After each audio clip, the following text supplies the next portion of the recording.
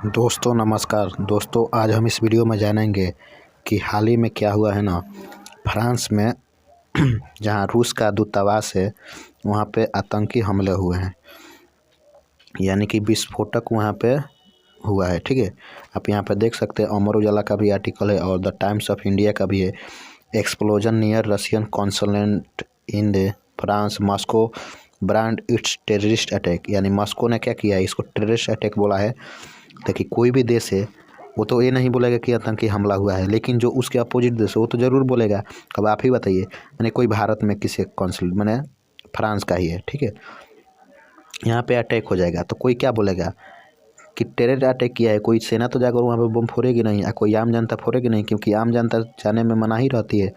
तो ऐसा कोई भी देश बोलेगा। लेकिन देखिए, ये बहुत ही चिंताजनक बात है, क्योंकि ये जिस दिन अटैक हुआ है 24 फरवरी को, उस दिन क्या था, माने यूक्रेन वार का 4 साल पूरे हो रहे थे। यानी यूक्रेन वार इसी दिन स्टार्ट हुआ था और उसके 4 साल पूरे हो रहे थे। आपको बता दें कि आप देख सकते हैं, blast in Russian consulate in France अब as Ukraine war enters fourth year, Moscow calls terrorist attack. यानी 4 साल हो गए यूक्रेन और रूस वार के इस दिन।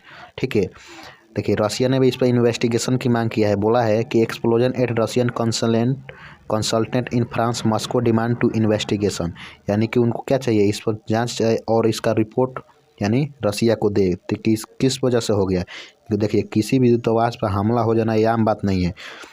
ठीक है, the Russian foreign ministry said the incident had the hallmark of the terrorist attack. माने एकदम टेररिस्ट अटैक दिख रहा हुआ है। And demanded to thorough investigation from the French authority. और क्या किए हैं नो, फ्रेंच जो अथॉरिटी है उससे डिमांड किए हैं लोग, मांग किए हैं लोग कि इस पर जांच हो। आप देख सकते हैं यहाँ पे सब ये न्यूज़ आ रहा है। देखिए, आपको बता दें कि हाल ही में जो यूएसए में चुनाव हुआ वहाँ पर ट्रम्प बने हैं और ट्रम्प पुतिन से बात कर रहे हैं और बात भी किए। और ये ट्रम्प चाह रहे हैं ना कि अब इसको सीज फायर करवा दिया जाए और हमें $500 बिलियन चाहिए, यूक्रेन से बोल रहे हैं, क्योंकि हमने इतने वार में दिए हैं आपको। लेकिन यूक्रेन ने इसको मना कर दिया है। और अब ट्रम्प सोच रहे हैं ना कि पुतिन जितना ज़मीन कब्जा कर ली है उतना ज़मीन को रहने और उतने पर भी सीज फायर करवा दे। लेकिन कोई भी देश नहीं चाहेगा। अब यूक्रेन चाहेगा ना कि कुछ ऐसा काम कर देना जिससे क्या करे, रसिया मतलब सीज फायर की ओर नहीं जाए। देखिए, सीज फायर की ओर जाएगा तो यूक्रेन को घाटा होगा। क्यों होगा, क्योंकि ज़मीन कब्जा कर लिया है रसिया, ठीक है, यूक्रेन का। अब मानिए कि इस पर सीज फायर हो जाए तो रसिया को फायदा होगा, क्योंकि ज़मीन उसको मिल जाएगा और उसको रूस में मिला लेगा। लेकिन जो यूएसए में अभी सरकार आई है वो एकदम मतलब पुतिन मतलब सहयोगी है, यानी पुतिन का सहयोग करने वाली है। ऐसा नहीं है कि यूक्रेन विरोधी है, ये यूक्रेन की समर्थन नहीं करने वाली है। और ट्रम्प ये भी बोले हैं कि अगर हम तुमको 50 रुपया देंगे तो तुम हमें 100 रुपये दोगे। इस मतलब तर्ज पर हम तुमको आगे लोन या जो भी होना है पैसा देंगे, यानी कि डबल ब्याज पर देंगे। तो इसमें यही प्रॉब्लम हो गया, इसलिए सभी मतलब यूरोपियन यूनियन भी खिलाफ है ट्रम्प के।